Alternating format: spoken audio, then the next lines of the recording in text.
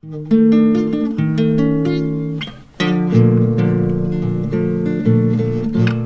valendo?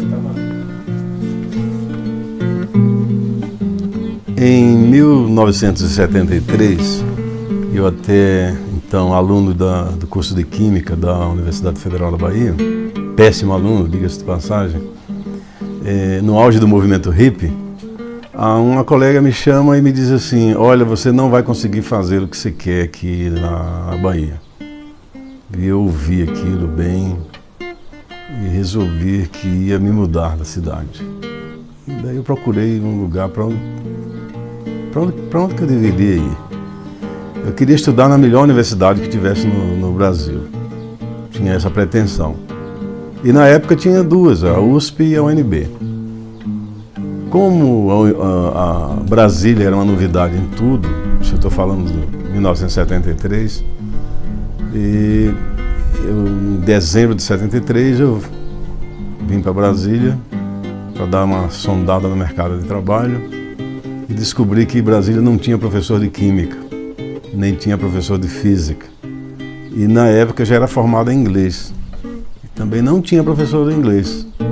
Então acho que eu venho para cá. Me mudei para Brasília em fevereiro de 1974, no auge da ditadura. Eu cheguei aqui no governo Geisel, linha dura, linha muito dura. E a repressão era muito violenta. Eu entrei na UNB, fiz um curso de Química, mas não me identificava muito com aqueles processos de estar colocando coisa nos alimentos e envenenando as plantações. Eu não gostava muito daquilo. Eu gostava mais da parte de pesquisa, da parte de inovação. Mas não era muito bem aquilo que eu queria, não. Até que um dia surgiu o curso de Ecologia na UNB. Daí eu pedi mudança de curso e passei a compor a primeira turma em Ecologia. Foram 6 pessoas que se formaram em 1980.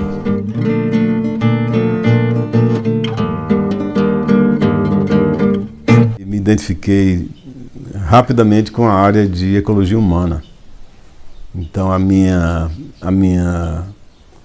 meu trabalho final com o professor Colin Johnson, um americano, já foi na parte de poluição atmosférica em Brasília, que naquela época, aí eu estou falando de 1980, Brasília vivia um problema sério com as queimadas e com as secas muito intensas. Então tinha uma névoa seca que incomodava a vida de todo mundo. Eu já fiz um estudo da qualidade do ar. E daí para frente me apaixonei pela área do meio ambiente.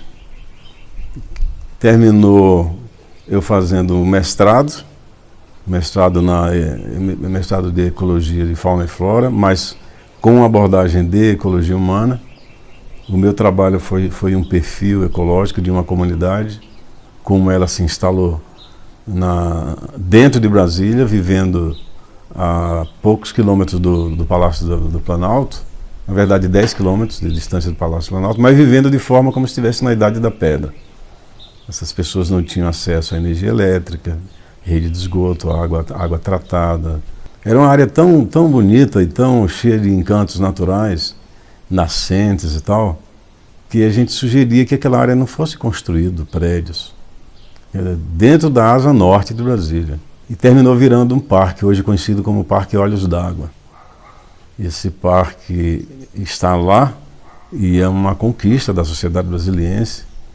E eu tenho assim, muito orgulho de ter contribuído em parte para consolidar aquela área como uma unidade de conservação que ajuda a melhorar a qualidade de vida das pessoas que moram em Brasília. Meu primeiro cargo na área de meio ambiente foi para a área de controle de poluição da Secretaria de Meio Ambiente do Distrito Federal, que tinha acabado de ser criada. E nós assinamos o primeiro laudo da área ambiental de Brasília em 1988, por aí.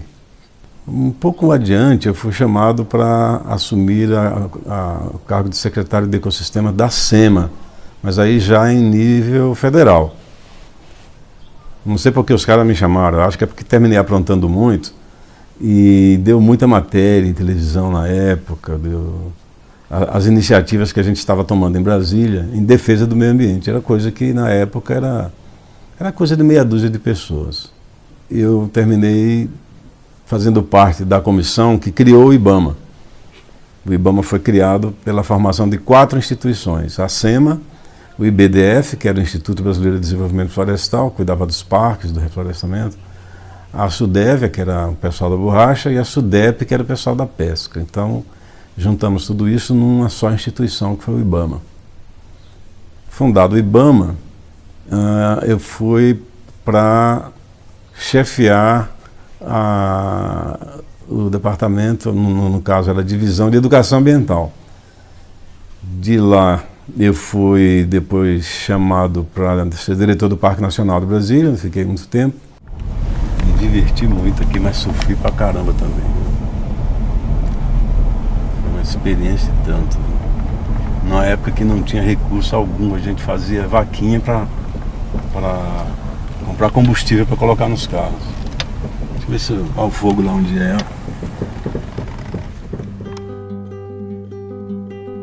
Lá no Parque Nacional de Brasília, nós também implantamos o programa de educação ambiental de lá. Foi o primeiro parque nacional no país a ter corpo de voluntários. E por meio dessa associação a gente oferecia cursos de educação ambiental para professores. Era curso, cada 15 dias a gente lotava o auditório lá do centro de visitantes para oferecer cursos de educação ambiental a qualquer professor de qualquer escola, de qualquer área. Então, o tempo que eu passei no parque também foram 10 longos anos, maravilhosos anos de experiências, assim, de inovações. Nós fazíamos caminhada interpretativa noturna. A gente via a luz do dia ir embora até o dia amanhecer, com os alunos lá dentro, interpretando todas as mudanças que acontecem aí. Mudança de luz, temperatura, umidade, radiação, percepção, cores, cheiros. E até hoje, quando encontro aluno, eles lembram dessas experiências.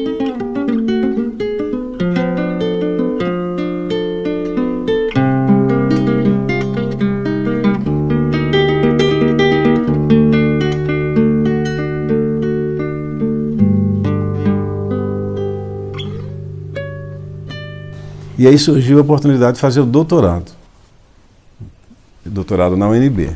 Então eu fiz o doutorado numa área também pioneira, assim, sempre fazendo coisas que ninguém nunca fez e não tem referência bibliográfica em português, ninguém conhece, metodologia que você quer fazer ninguém sabe, e lá vou eu fazer um estudo comparativo da pegada ecológica de Brasília, de 3 cidades de Brasília, Taguatinga, Ceilândia e Samambaia. E fiz um estudo mostrando o metabolismo energético e material dessa cidade e mostrando as impossibilidades de se continuar aquilo se se pensava em alguma coisa chamada sustentabilidade. Interessante que a minha dissertação de mestrado virou um livro, o IBAMA publicou, chama Populações Marginais em Ecossistemas Urbanos, e foi o primeiro livro publicado pelo IBAMA. E o meu trabalho de doutorado também terminou virando um livro que foi o Pegada Ecológica e Sustentabilidade Humana. Porém, nesse período, antes do doutorado, existia uma carência muito grande na área de educação ambiental, porque ninguém sabia o que era educação ambiental. As pessoas ainda achavam que educação ambiental era bichinho e planta, falar da fauna e da flora, efeito estufa, camada de ozônio, salvar a floresta amazônica, reciclar, economizar água, energia elétrica e pronto, estava feita a educação ambiental, e não era só isso. E as bases da educação ambiental foram lançadas em 1977 em Tbilisi, mas o governo dos ditadores achou que aquilo não era uma abordagem para o Brasil, porque a educação ambiental era vista como uma ameaça. Ela não abordava apenas o tema ecológico, ela abordava o tema político, social, econômico, cultural, e o emaranhado entre essas coisas e como uma dimensão influenciava a outra. Então eu tive a ideia de reunir as informações da Conferência de Tbilisi, que era educação ambiental mesmo. E fizemos um encarte na revista Nova Escola. Esse encarte foram 240 mil exemplares. Ali a gente dizia o que era educação ambiental, os seus objetivos, né, os seus princípios básicos. E a gente anexava uma série de sugestões de atividades práticas. No encarte tinha um formulário, os professores respondiam e colocavam no correio com porte pago. E eu pude observar na época 93% do material que nos foi enviado, dos professores, 93% não sabia o que era educação ambiental.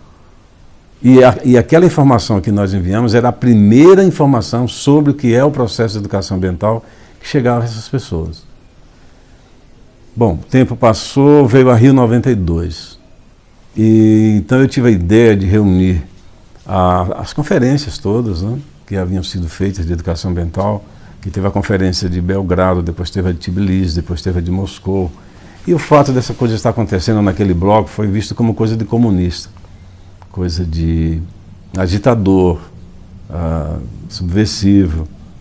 E daí eu comecei a escrever um livro reunindo esses documentos, até mesmo traduzindo, porque não existia em português.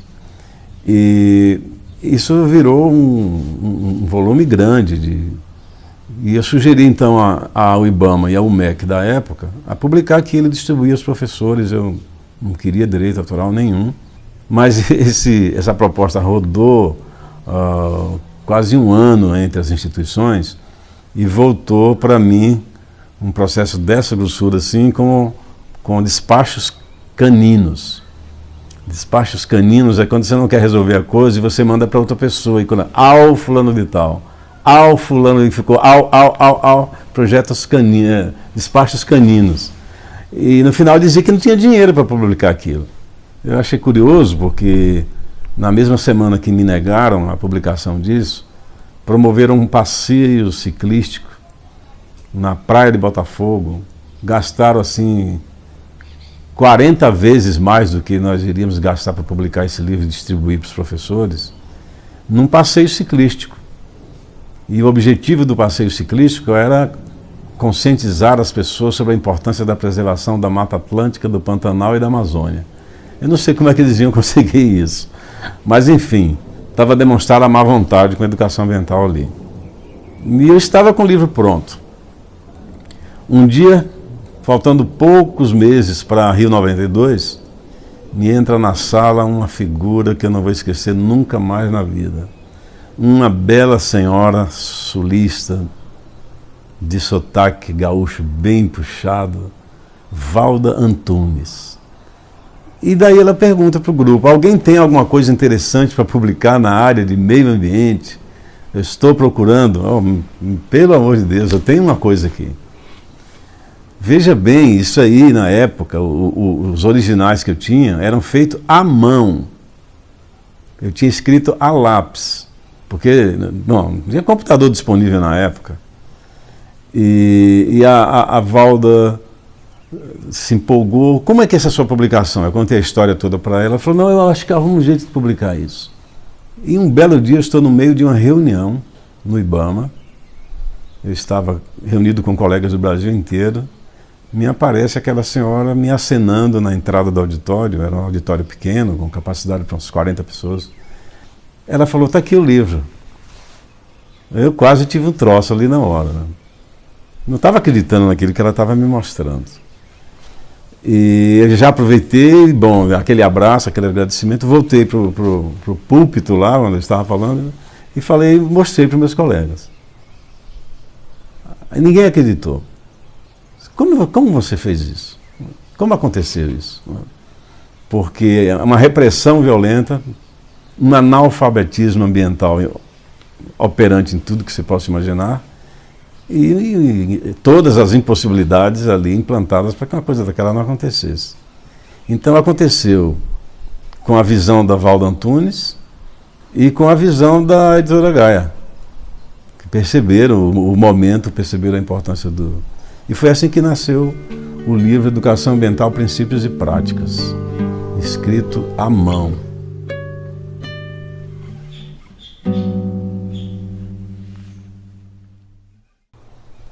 Pedrinhas é uma cidade que fica a meia hora do litoral, talvez 40 minutos do litoral, 50 minutos da capital, de Aracaju. É uma região riquíssima em frutíferas, uma região montanhosa, sempre verde, e é um paraíso tropical. Para onde você anda, você encontra coqueiros, laranjeiras, muita jaca, caju, e é a região de produção de laranja de Sergipe, uma região rica. E ela fica no sul do estado, e numa transição, você saindo da minha cidade, andando mais uma hora, você começa a pegar a região do Agreste. Aí você já vê a vegetação mudando de Mata Atlântica para semiárido. Agora, a cidade de Pedrinhas é pequena, hoje ela, na minha época, não tinha energia elétrica. Meu pai foi prefeito da cidade, ele quem trouxe a energia elétrica para a cidade. Eu me lembro quando ele implantou o primeiro motor, era um motor que acendia as luzes da cidade entre 6 da tarde, ou era 7, e 10 da noite. Depois apagava aí. E eu lembro que uma vez eu fui fazer um experimento com energia elétrica e deu um curto-circuito e apagou, acabou a energia elétrica na cidade. Até hoje ninguém sabe que fui eu que fiz aquele negócio lá. Agora sabe. Agora sabe. Foi uma infância paradisíaca, né? Maravilhosa. Tenho amigos de infância até hoje, a gente se encontra lá quando eu vou lá. E vivi lá até os meus 11 anos, quando meu pai morreu. E a morte do meu pai significou que eu tive que ir embora da cidade. Foi meio traumático, porque a partir da morte dele eu não tive lugar fixo para ficar.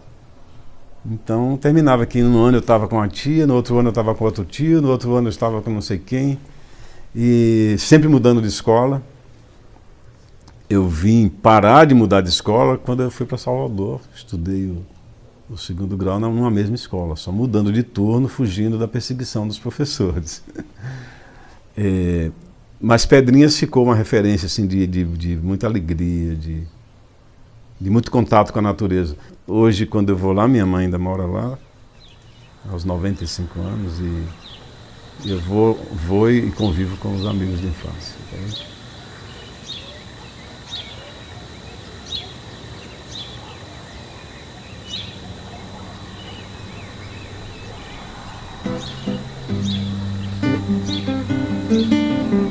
As coisas aqui aconteceram de uma forma mais fácil, porque estava tudo em expansão, estava tudo no início, e aí foi um lugar onde eu pude realizar todos os sonhos. Por isso que quando as pessoas falam que é a capital de todos, é verdade, sim. Se você tiver aqui muita garra, determinação, objetivo nítido, claro, você consegue fazer muita coisa.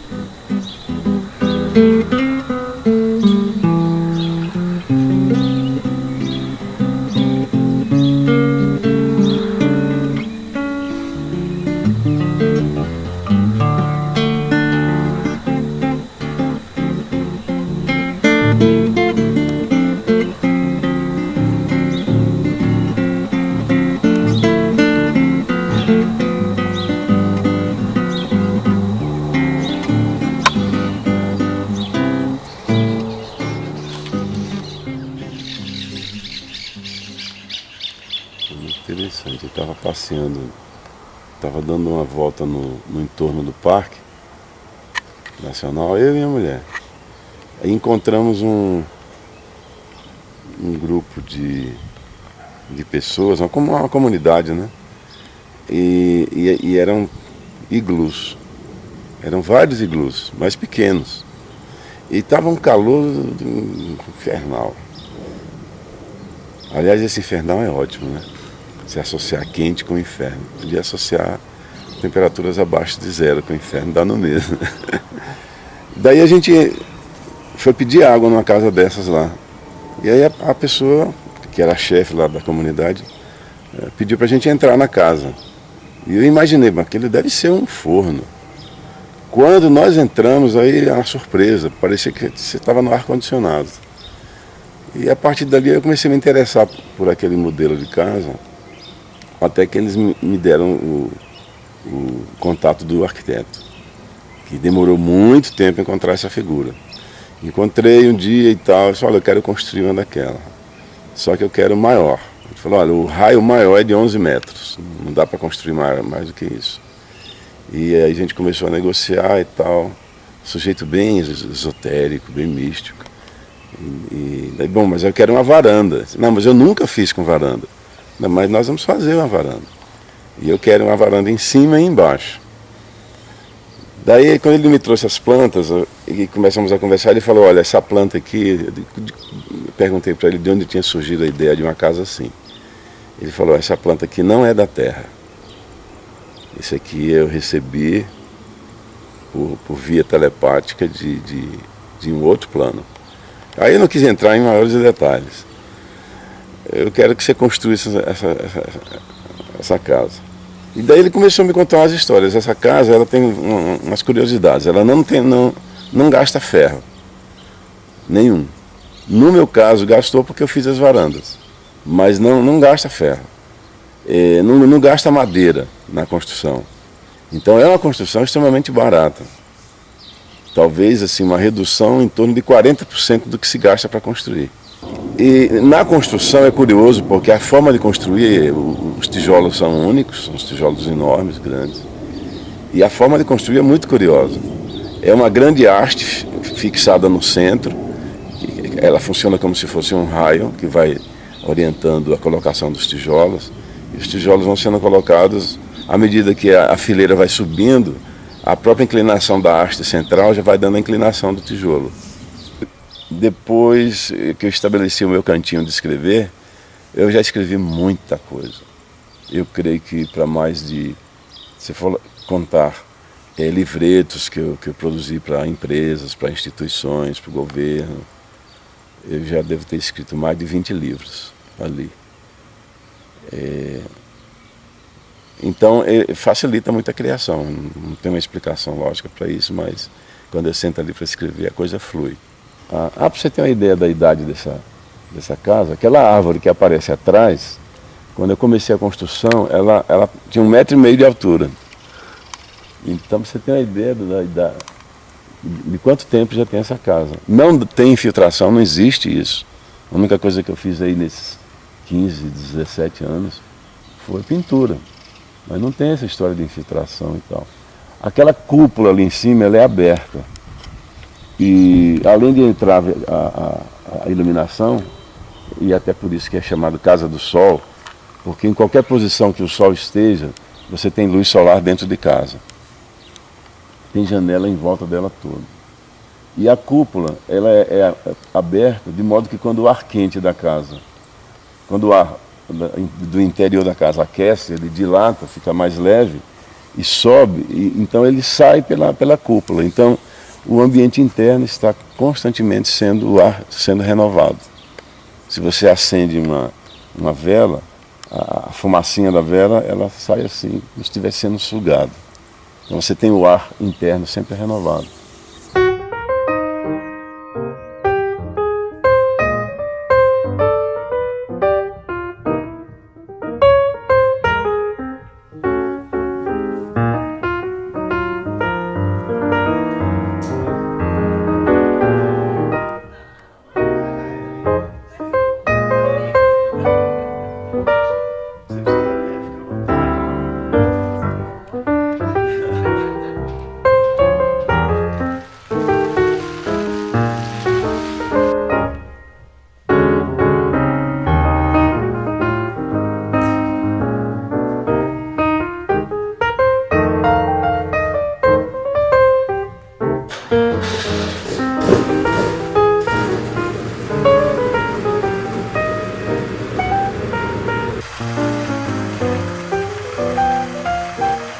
Isso aqui tem uma série de símbolos juntos.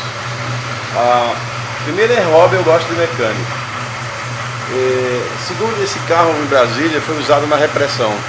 Então é um tipo de vingança que a gente faz para usar os mesmos carros que os caras usaram para perseguir a gente. É simbólico. Terceiro, esse motor é um ícone de eficiência. Então é um tipo de mecânica que durava 20, 30, 40 anos. Não existe isso mais hoje. Então as pessoas às vezes... Bom, nós somos seres contraditórios, eu assumo a contradição. Agora, no momento que você vai pesar as coisas, se você for calcular em termos de emissões, eu estou emitindo bem menos, porque eu estou com um bem que já vai completar 40 anos. Se você pensar num carro, o cara compra um carro novo, cheio de catalisadores e tal, você vai ter que embutir tudo que foi gasto para chegar naquele veículo novo, naquela tecnologia nova. Aí eu vou desde consumo de água, consumo de energia elétrica, matéria-prima, todo o material plástico, enfim. Agora,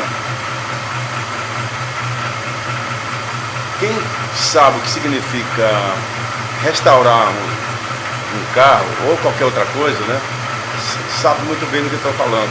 O prazer de você pegar alguma coisa que as pessoas falaram que não prestava mais e você vai aos poucos, pacientemente, etapa por etapa. Eu demorei 11 anos para fazer esse carro. Então, não tem valor. Quanto custa? Não tem valor. E eu não me preocupo com essa história de ser, mas isso é controverso. Dane-se.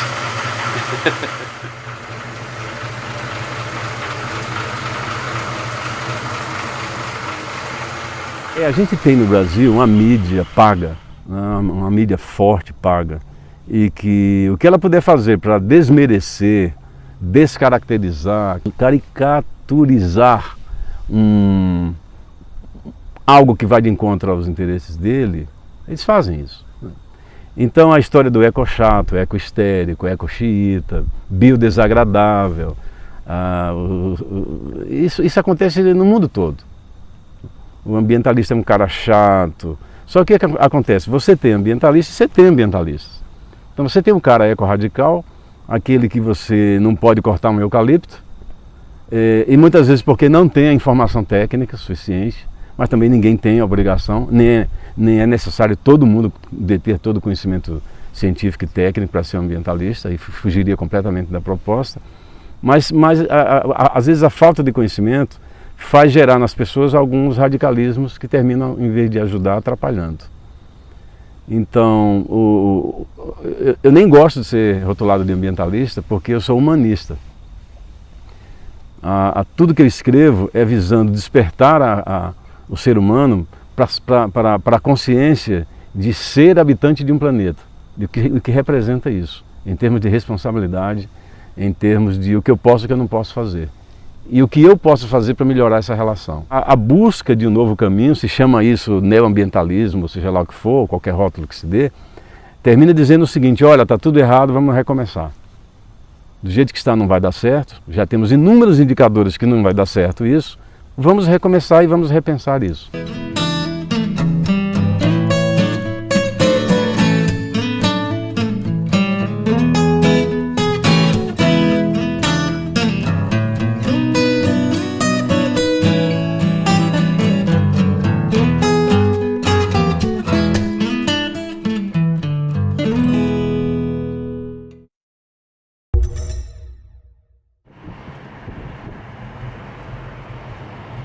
Aqui em Brasília, quando eu cheguei, logo me transformei em professor na rede pública e na rede privada. Então, eu dava aula no Colégio La Salle e na Fundação Educacional, que me deram total liberdade para eu fazer meus experimentos os mais malucos possíveis com os alunos. Você imagina você tirar 40 alunos de uma sala e sair pela Avenida W3 interpretando o ecossistema urbano. E o diretor nunca me questionou sobre isso, os pais nunca reclamaram, os alunos adoravam as nossas maluquices de contar quantos carros estavam passando. Depois a gente calculava quanto de gás carbônico eu estava emitindo para a atmosfera e quanto de árvores eu precisava ter para absorver aquilo, e a molecada descobria que não tinha essas árvores todas, e que era uma grande falácia, muita coisa que se dizia, que é a maior área verde por habitante, tudo mentira. E muita experimentação. Até que chegou, depois que eu fiz o mestrado, eu fui convidado pela Universidade Católica de Brasília. E lá fiquei longos e maravilhosos 27 anos. Lá eu era professor de Fundamentos de Educação Ambiental. Depois veio o curso de Engenharia Ambiental. Depois veio o mestrado, doutorado. E eu fui professor dessas áreas todas e terminei como diretor do mestrado em Planejamento e Gestão Ambiental. Não gostei da experiência de ser diretor de curso. É muita burocracia, muito papel assinando, muita reunião. Então eu descobri que o meu negócio era em sala de aula com a molecada, desenvolvendo projetos, experimentando, analisando as situações e indo para a rua, para o campo. Na Universidade Católica eu tive total liberdade de desenvolver projetos.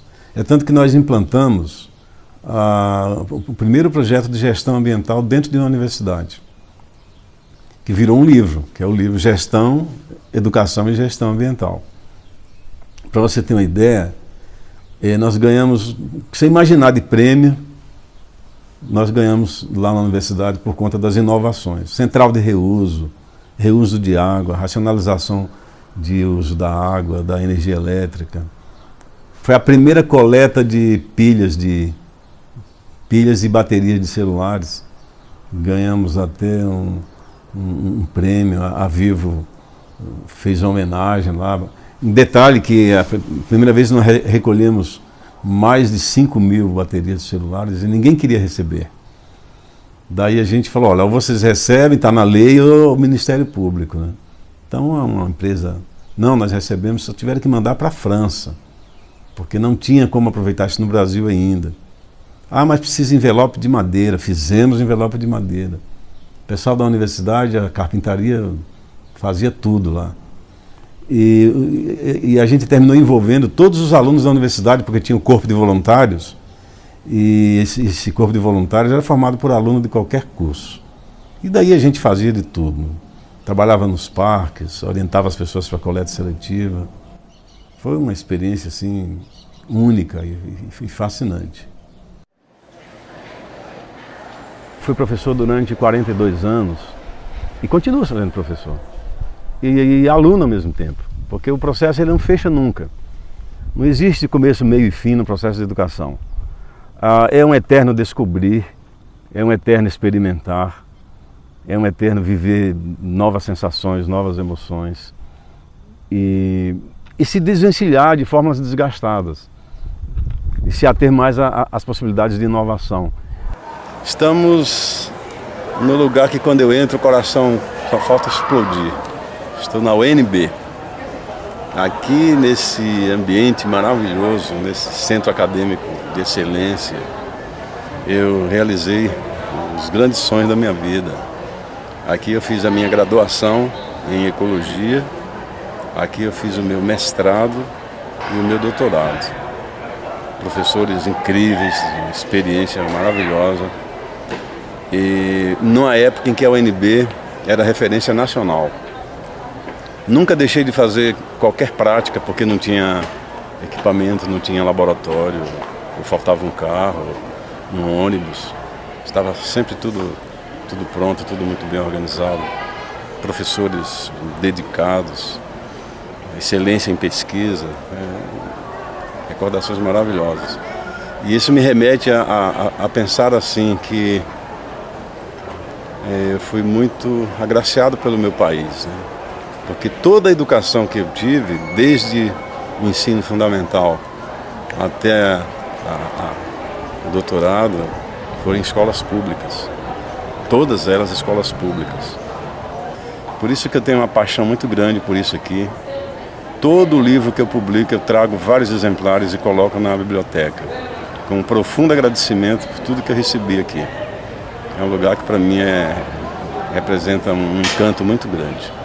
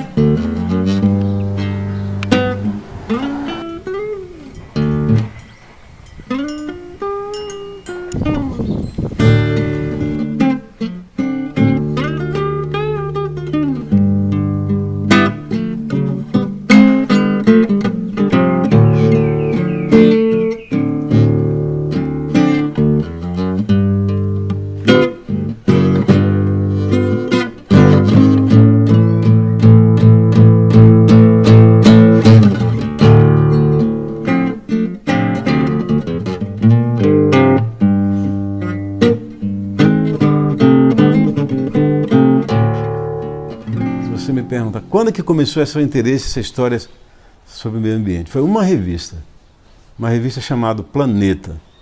E ela trazia uma reportagem sobre poluição. A capa era sobre poluição e mostrava o caso do mercúrio na Baía de Minamata, no Japão.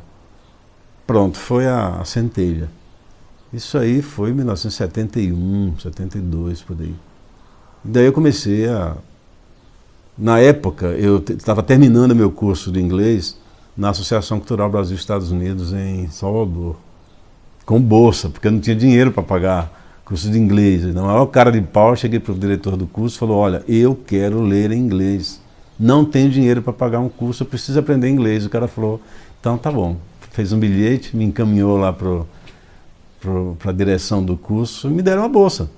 E aí eu tinha acesso à biblioteca do Aquibeu de livros que acabavam de chegar dos Estados Unidos. E nessa época, antes de ser professor de física, eu era locutor de rádio. Então eu apresentava notícias na Rádio Excelsior da Bahia. Como eu saí da Rádio Excelsior e fui ser professor de física? Por causa da ditadura. A primeira vez eles me levaram preso porque eu anunciei que o porta-avião Minas Gerais estava encontrando dificuldades de entrar no porto de Salvador. Então eu fui acusado de denegrir a imagem das Forças Armadas. Aí quando eu voltei para a emissora, falei, olha, eu não quero mais ser locutor. Não, é só você ter mais cuidado. Tinha um quadro de avisos na redação do que você não pode falar. Não deu 15 dias, eu dei uma notícia que tinham assaltado uma pedreira no Rio e os caras, além de levar o dinheiro, levaram dinamite. Só a notícia foi essa. Então os caras vieram me prender de novo. Porque eu estava disseminando técnicas práticas terroristas. Aí depois dessa eu falei, não, me dá meu boné, não quero mais saber dessa história. E aí eu tinha passado num concurso público para professor de física. Só que olha o drama, eu era aluno do 2º grau. Eu estava terminando o 3º ano do 2º grau, eu ainda não tinha entrado na universidade. E daí disseram assim, olha, você não pode assumir uma carga de professor de física, porque você não é formado. Eu falei, não, mas tem carência aqui. E na época tinha o professor de prática e o professor de teoria. O professor de prática era o que ficava nos laboratórios. Eu falei, não, eu posso ser professor de práticas, porque eu conhecia o laboratório de física de cabo a rabo. Eu já tinha feito todos os 300 e tantos experimentos que tinham lá. Aquilo para mim era diversão. E aí o sujeito da Secretaria de Educação, para tirar um sarro com a minha cara, imagino, falou assim, se você conseguir uma autorização especial do MEC, a gente pode contratar você em nível precário para professor de prática de física. E eu fui. E existia lá em Salvador a Inspetoria Seccional de Ensino. Fui lá falar com uma pessoa chamada, não sei que lá, Menezes. Me perdoe esquecer seu nome. Era um senhor de óculos, fininho, redondinho, cara de intelectual, sentadinho na mesa dele. Eu contei minha história para ele. E ele sentou na máquina e começou a datilografar e conversando para mim, olhando para mim. E quando acabou a conversa, ele tirou o papel e falou, tá aqui, ó, bateu um carimbo, assinou, vai lá dar sua aula. E eu fui dar aula no mesmo colégio que eu estudei, que tinha um professor de física lá que me perseguia. Eu tive que mudar de turno para ele não me reprovar. A pergunta, o que você está fazendo aqui? Não, agora eu sou professor. Foi muito divertido. Daí já na universidade foi quando eu recebi o conselho de uma amiga minha, olha, aqui você não vai conseguir o que você quer. A minha amiga Lígia e a minha amiga Ariadne de Amantara, uma grega, que me deu esse conselho. Você vai embora de Salvador, porque aí eu já comecei a me envolver com o movimento hippie e com banda. Isso aí eu compus já deve ter uns 20 anos. Não tem. Eu sei que às vezes no meio de um rock pauleira eu tocava isso aqui. E o pessoal continuava, a bateria continuava, e eu solando esses negócios aqui. Eu tive um grupo em Salvador que o nome era Stark Mad, Louco Varrido. E eu fui contemporâneo de um grupo que chamava 19º Colapso Nervoso da Pantera, que era da turma do Raulzito, anos 70. Foi isso que a minha amiga me disseram. Você vai embora de Salvador ou você não vai seguir a tua carreira que você quer. E comecei a tocar em banda, aí era uma perdição, né? Porque eu trabalhava em rádio e mais banda. Então, enquanto a gente tocava sábado à noite, profissionalmente, ganhando a grana e tal, depois começou a farra, sexta-noite. Depois, vai ter um festival não sei onde, lá vai para festival. E nesses festivais era só bagunça mesmo, você não tinha remuneração nenhuma, não era nada profissional, era só curtição mesmo. E aí foi correndo os riscos de estar desviando do objetivo, né? Aí eu notei que eu diminuí a leitura, já não estava lendo tanto assim, como eu lia antes. Estava indo mal na universidade, começando a reprovar por falta. Aí foi quando essa colega, minha amiga, falou: tá na hora de ir embora.